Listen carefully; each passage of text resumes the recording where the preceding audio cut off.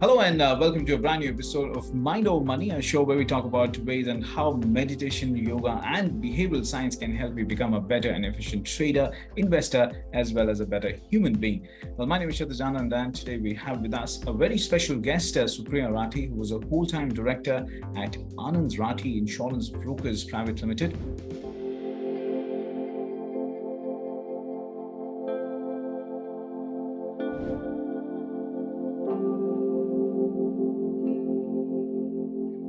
Well, welcome to the show, Supriya. Thank you. Thank you very much for having me, Kshitij. Right. Thanks for being part of the show, Supriya. And you have more than 20 years of experience, in the industry. So how does chanting and meditation help you control your stress? So I started practicing the Nichiren philosophy of Buddhism about 12 years ago. And it has over the period of time really brought a semblance of balance and empowerment in my life. The philosophy, the central tenet of the philosophy basically is that you control your destiny. All of us as human beings have limitless potential, and it is up to us as to how we uncover it.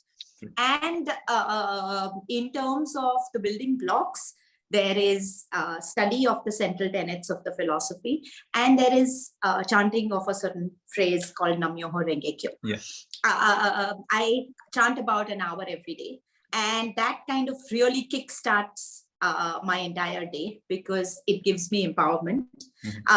What I find extremely, energizing and also empowering is that we are not praying to anything or any body outside of our own selves. The chanting is to uncover our best potential and also take responsibility of everything that is happening in our lives, and through our actions and our thinking to transform everything to a position of both victory as well as overcoming those obstacles in a way that we transform, grow as people in a balanced way, and become happier, more content, and better performing. Right. You already touched upon the technique. So is there specific, apart from that, is there a specific technique you're following or a discipline that you're following on a daily and weekly basis? Yeah. So the entire practice involves study. It also involves chanting. And it also involves actually engaging with other people who are practicing the philosophy, or even people who you feel would benefit from that philosophy. And that actually includes everybody. So sharing with them through dialogue how it has benefited you, how you have been able to actually create victories and powerful experiences in your own life as a result of consistency in this practice, and how other people can derive benefit from it. Right. And, I've heard that you also practice yoga apart from chanting. Yes. Any specific form you practice, and, how has been your experience? Yeah. So I learned yoga in an organized format many years ago. And then today, largely, I practice it on my own. Right. Which requires some discipline, but I enjoyed it immensely. The form that I practice is basically Hatha Yoga, which involves the sun salutations and a lot of other Kriyas as well. So, I keep going back to yoga teachers to, better my form as well as look at responses, because I believe yoga is a great healing tool as well. True. So it really empowers the body to heal on its own. So even in terms of, the curative properties is something that I have, researched a lot, and I do practice a lot of them. So, yes, so it's all accumulated into one. I do practice, I have 2 or 3 routines that I follow, and I do that alternatively, about thrice a week. But yeah, again, a little bit of power yoga, a little bit of Kriyas, and always some pranayama and breathing exercises. Why do you think it is necessary for everyone to practice some form of meditation or an activity to help calm the mind? So, Kshitij, it's a very relevant question. let's start with, why do we undergo stress? Because there are situations that we cannot control, or we feel that we cannot control, and hence sometimes we feel that the outcomes are not going to be desirable for us. So the practice of meditation and chanting actually allows you to become self-aware through the practice of silence, or chanting a regular mantra. Actually helps you uncover your subconscious mind.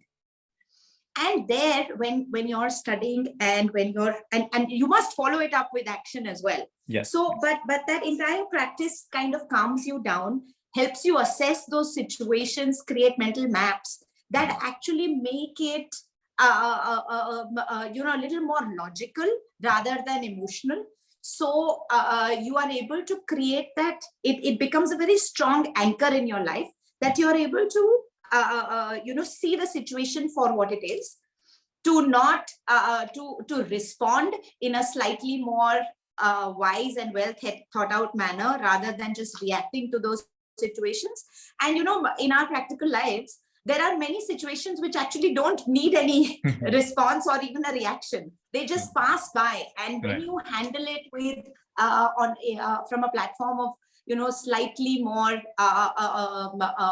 patient attitude, or having thought through that situation, you're able to handle it much better. And the outcome actually really depends on how you react to it, rather than the situation per se. So these practices actually empower you and help you reinforce that you have that potential to overcome any situation.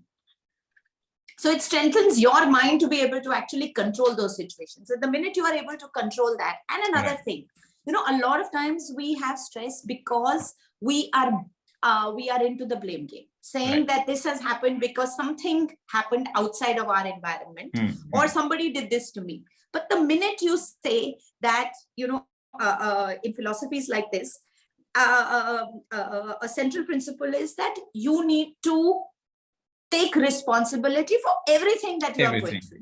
Yes. Or every situation in your life. And hence you yourself are empowered to be able to turn that around as well. And that thinking and internalization of that concept actually brings huge empowerment, because then you're like, okay, everything is up to me. So once I change, the situation will transform.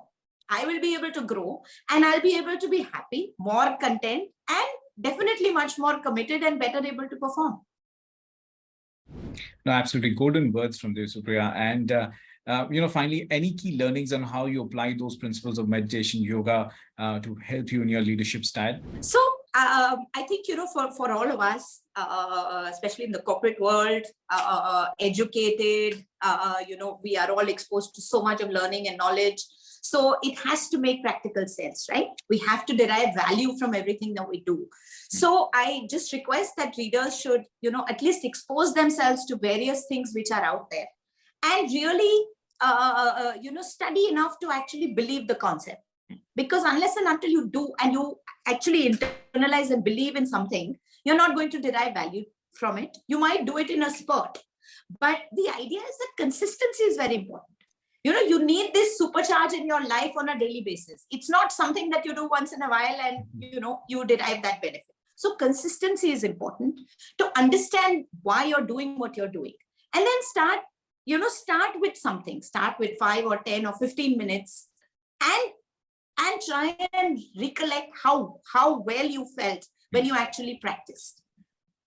And that becomes a reinforcement in itself. And then, must have that consistency. So even if it's 15 minutes or 20 minutes every day or 10 minutes every day, give that time to yourself. It really expands your day by leaps and bounds. Well, on that note, thank you so much for your time, Supriya. And that's all for now, folks. But do stay log on to etmarkets.com for more on news, business, and economy. Again, thank you so much for your time.